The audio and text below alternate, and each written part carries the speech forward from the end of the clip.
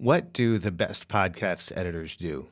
That's a really good question. Podcasting is young, and editing is both an art and a science, and there are many different views and many different approaches. But if you're looking for a podcast editor to help you with your show, the answer, it depends, is probably not good enough. So I'm going to share with you my perspective on this today. What's happening, podcasters? This is 1000 Podcasters, and I'm Brian Ensminger.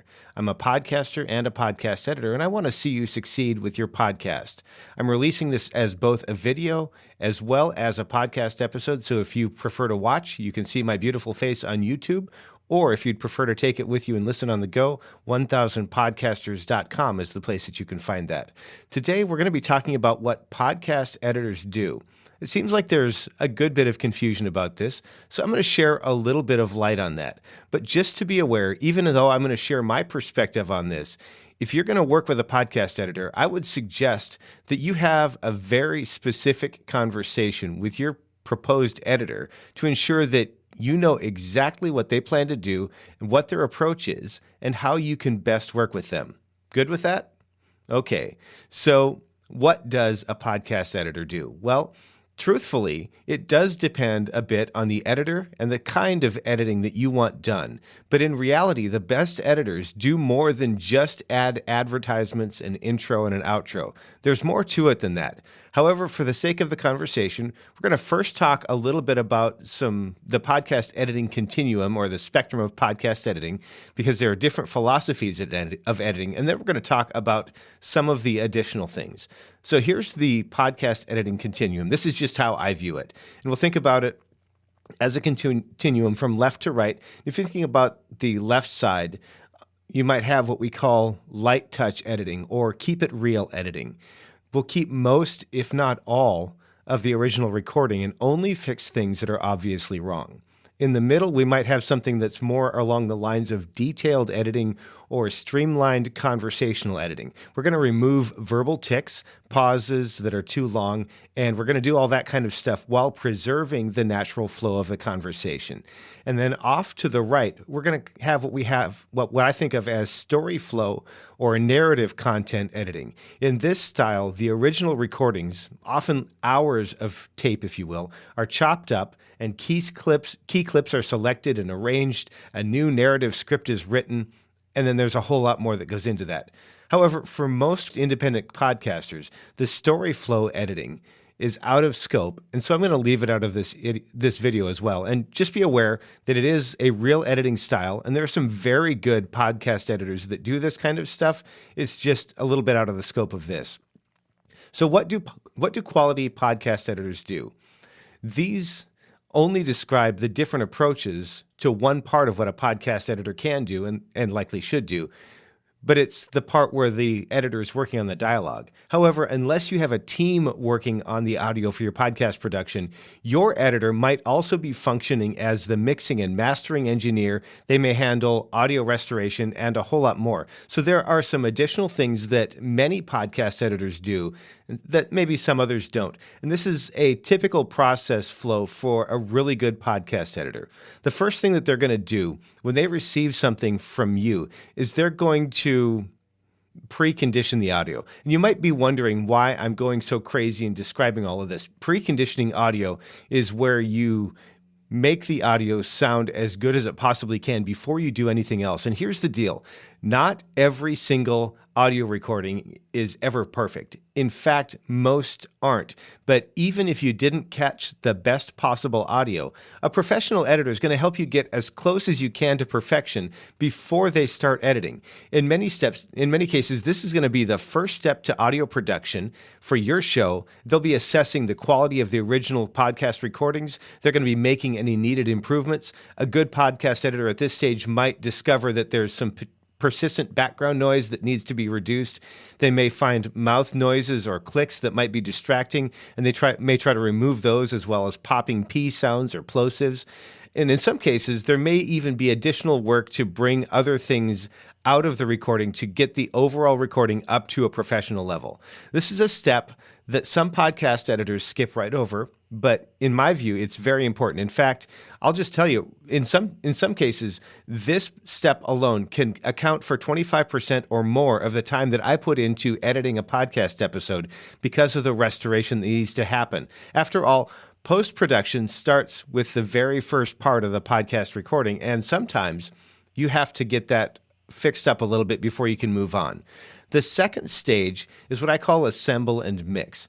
After you've ensured, or after your editor has ensured that each individual file is as good as it can possibly be, your project is going to need to be assembled and mixed. And we're going to focus on this in two parts. First, there's the assembly.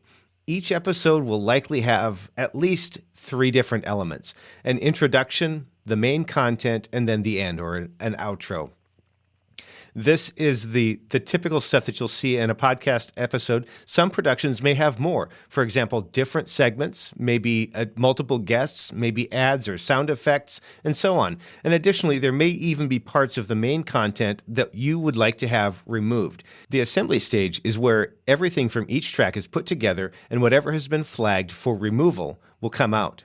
The second part of this stage is mixing. After you've got all of the pieces assembled, the different elements are going to need to be mixed together into a cohesive whole. And you might think of this similar to mixing an album. And so to accomplish this, your editor is going to begin treating individual pieces of the audio with equalization and compression and other effects to make sure that it sounds great, that everything fits together, that you have a consistent sound and feel across the entire episode, and that the most important parts are audible.